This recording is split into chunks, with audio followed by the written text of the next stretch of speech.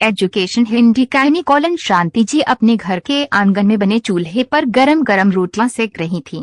चूल्हे के पास बैठे उनके पति राम लखन जी खाना खा रहे थे। सुबह 5 बजे दोनों उठ जाते थे।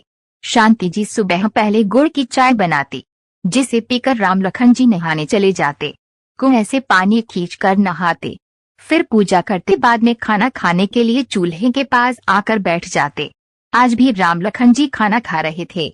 कुछ ही देर में उनकी 8 साल की बेटी पारो आंखें बनती हुई माँ के पास आकर बैठ गई।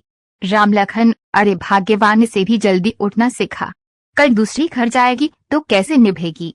शांति जी अभी तो बहुत छोटी है, धीरे धीरे सब सीख जाएगी। तभी पारो ने अपनी माँ को कुछ इशारा किया। उसकी ओर हाँ में सिर हिलाते हुए शांति जी ने कहा, शांति जी सुनो जी, पारो पढ़ने की जिद कर रही है, आप कहो मैं इसका स्कूल में नाम लिखाऊं। राम लखन जी, अरे क्या करेगी पढ़कर, हमारे गांव की लड़कियां कहाँ पढ़ने जाती हैं। 2-3 साल फसल अच्छी हो जाए तो इसके हाथ पीले कर दूं, तू भी उसी की तैयारी में जुट जा। पारो, नहीं बापू मुझे तो पढ़ना है। शांति जी, अरे जब करनी हो शादी तब कर देना, अभी तो जाने दो, स्कूल में अपना नाम लिखना सीख जाएगी तो हमारी तरह हर जगह अंगूठा तो नहीं लगाना पड़ेगा। राम लखन जी, बात तो तेरी सही है, चल कल से चली जाना स्कूल। अगले दिन पारो का दाखिला स्कूल में हो गया। पारो स्कूल जाने लगी। 2 दिन बाद राम लखन जी के एक पड़ोसी उनके घर आए और बोले, पड़ोसी राम लखन भाई क्या गजब कर रहे हो, लड़की को पढ़ने भेज दिया। पैसे वाले लोगों बच्चे पढ़ने जाए तो कोई फर्क नहीं पड़ता, लेकिन गरीब की लड़की स्कूल जाकर पढ़ेगी तो उसकी शादी भी नहीं होगी।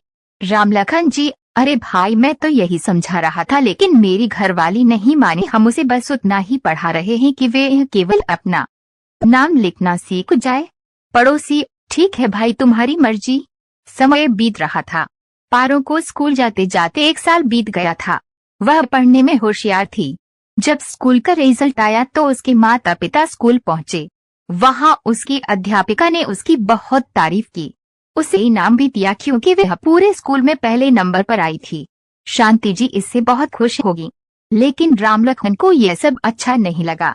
उसे तो चिंता थी कि उसकी बेटी से कौन शादी करेगा। पारो दिन रात पढ़ाई में लगी रहती थी। इसी तरह कई साल बीत गए। एक दिन राम लखन ने घर पर बताया, राम लखन जी सुन भाग्यवान, मुझे किसी ने बताया है कि पड़ोस के गांव में एक लड़का है, बहुत सुंदर है, घर की खेती है। मैं सोच रहा था अपनी पारो के लिए बात चला कर देखता हूँ। शांति जी देखो जी, अभी बिटिया पढ़ रही है, शादी की जल्दी मत करो। राम लखन जी तेरा दिमाग खराब हो गया है, तूने कहा था बस अपना नाम लिखना सीख जाए। शांति जी, जी मैं मानती हूँ मैंने कहा था, लेकिन तब मुझे कहाँ पता था कि हमारी बेटी इतनी पढ़ाई करेगी कि पूरे स्कूल में पहले नंबर पर आएगी। पिछले 4 साल से लगातार पहले नंबर पर आ रही है, हर साल उसे इनाम मिलता है।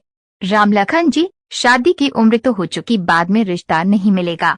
शांति जी मिल जाएगा, पूरे गांव में अकेली लड़की होगी पढ़ी लिखी, घर बैठे रिश्ते आएंगे।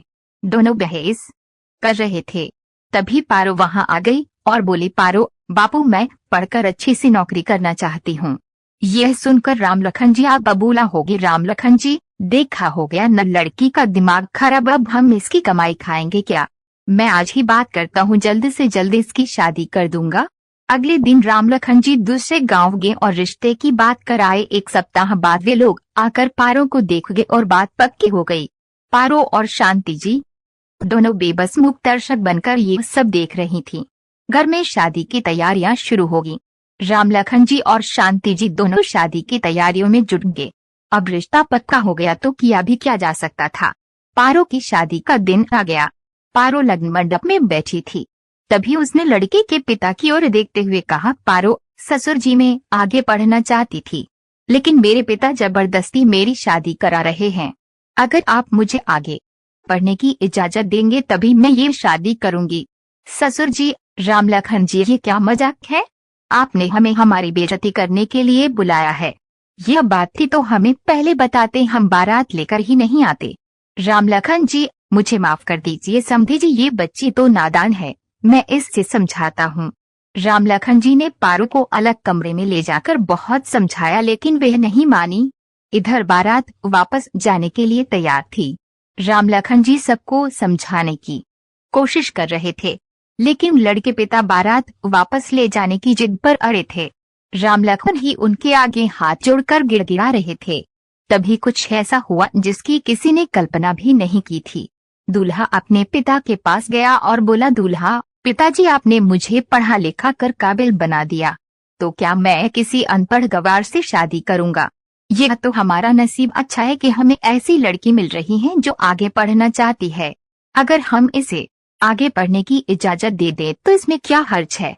मैंने तो इस लड़की से शादी के लिए हाँ इसीलिए की थी कि हमारे दोनों गांव में केवल एक लड़की है जो पढ़ रही है। उसकी बात सुनकर सब दंग रह गए। आखिरकार दूल्हे के पिता मान गए। धूमधाम से शादी हुई। उसके बाद पारो आगे पढ़ती रही। एक दिन उसकी सरकारी नौकरी लग गई। अब वे उस गांव में जहां उसकी ससुराल थी, अध्यापिका बनकर स्कूल में पढ़ाने लगी और पूरे गांव में घर घर जाकर लड़कियों को आगे पढ़ने के लिए मनाने लगी। कुछ ही दिनों में बहुत सी लड़कियां स्कूल